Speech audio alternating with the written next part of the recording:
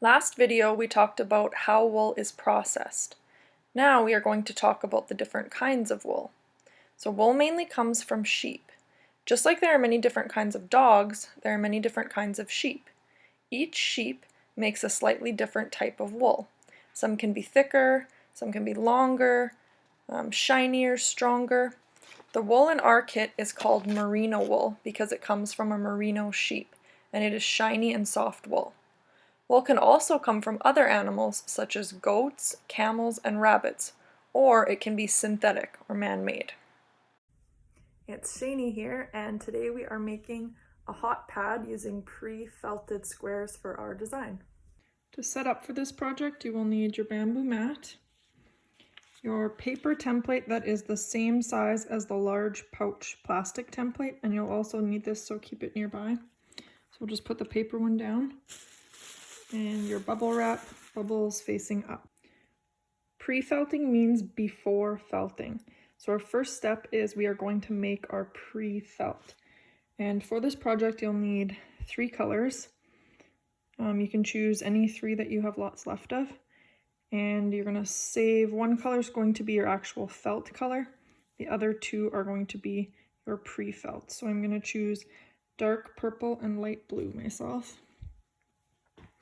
And we'll start by just pulling some felt and covering half with each color.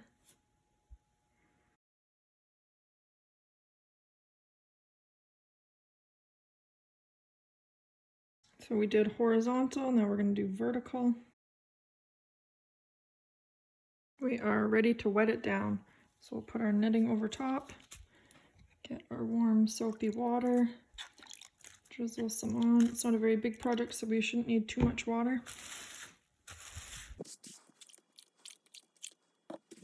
Now we're going to rotate our bamboo mat.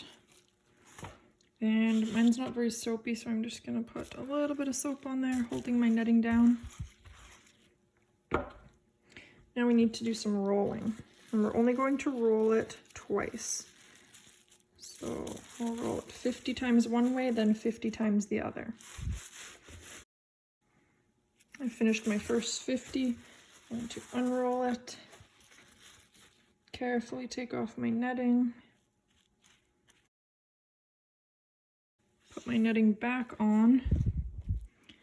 And rotate my bubble wrap and roll it once more 50 times again. So once you've done 50 in both directions, you can unroll it. And we're going to leave the netting on for now. I need to get some of this moisture off here, so I'm just going to use my extra towel and kind of try to dry it off. Now that it's partially dry, we can take the netting off again.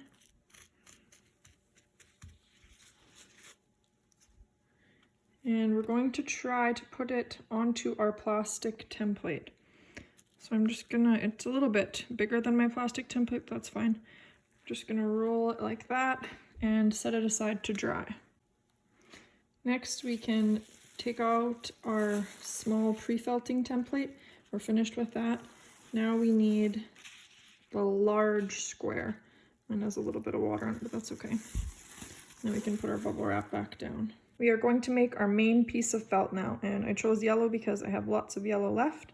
So we're going to start pulling our wool and spreading it horizontally.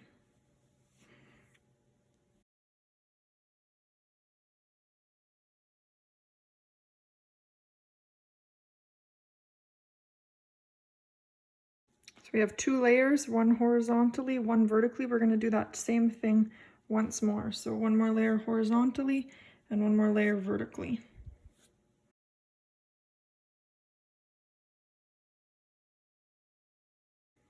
It's time to wet it down, so we'll put our netting over top. And drizzle our water on. There's quite a few layers, so it's going to take a little more water than our pre-felt did.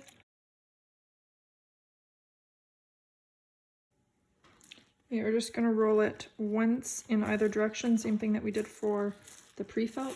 So we'll roll it up 50 times. 1, 2, 3. After 50 rolls, we'll unroll it, lift off our netting,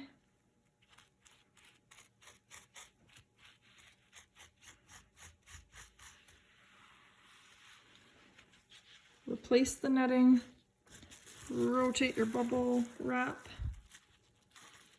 and roll 50 more times.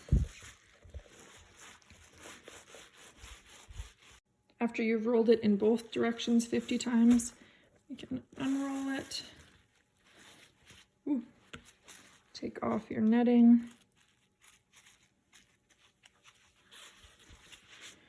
And I'm just going to straighten it out a little.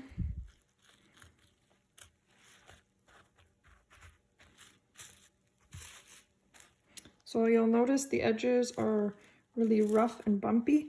Now is the time to roll them in. So if you want them to be really straight, you can fold them right over. And then we're going to flip our whole piece over. Make sure it's looking nice and smooth.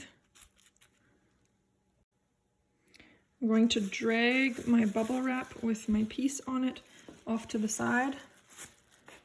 And I'm going to drag my pre-felted piece that's on the piece of plastic into my workspace.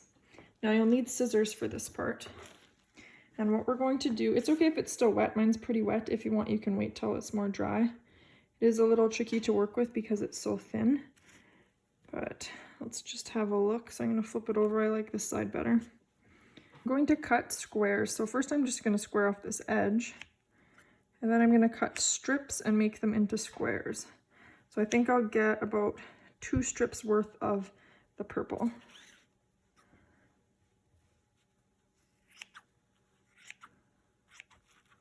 I'll just move my blue aside for a minute. Oops, didn't cut that part. So I'm going to cut this into 2 strips. And if this is a little tricky for you, maybe you can ask an adult or someone older to help you. So I'll take one of my strips and I'm going to cut it into squares. About the same size.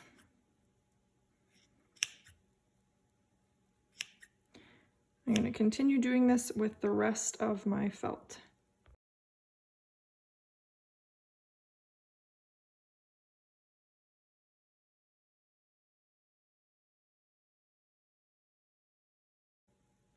Over to the side here, I have my scrap pieces.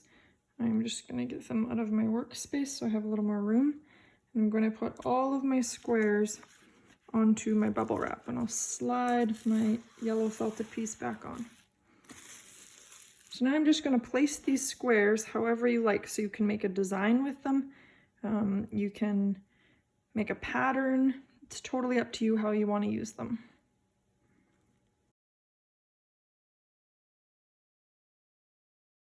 Once you have your pre-felts arranged just the way you like them, we're going to roll it up. So we'll put our netting on, just a little bit of water. It's already pretty wet, and might need a little bit of soap.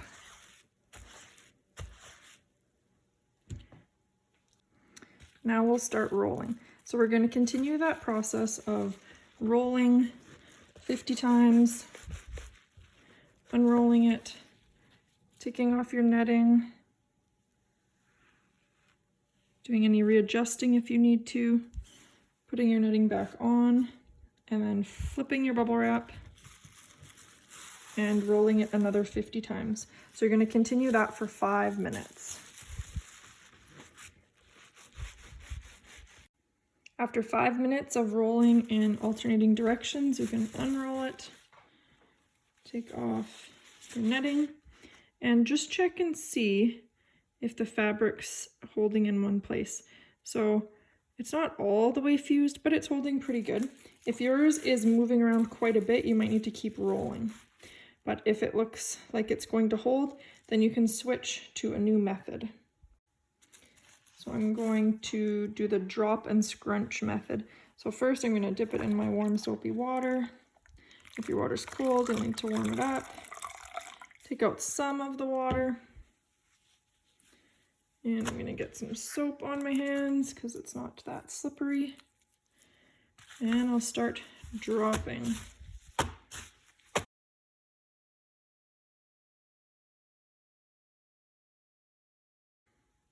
Another method is that you can gently squish it against your bubble wrap because our squares aren't all the way fused on yet. Just be really careful.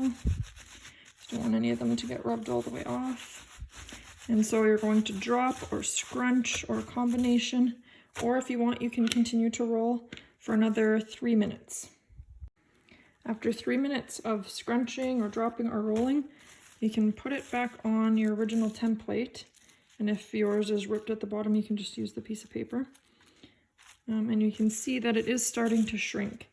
And I think I would like to shrink mine a little more, so I'm going to continue scrunching and dropping and rolling the edges for about another minute or two.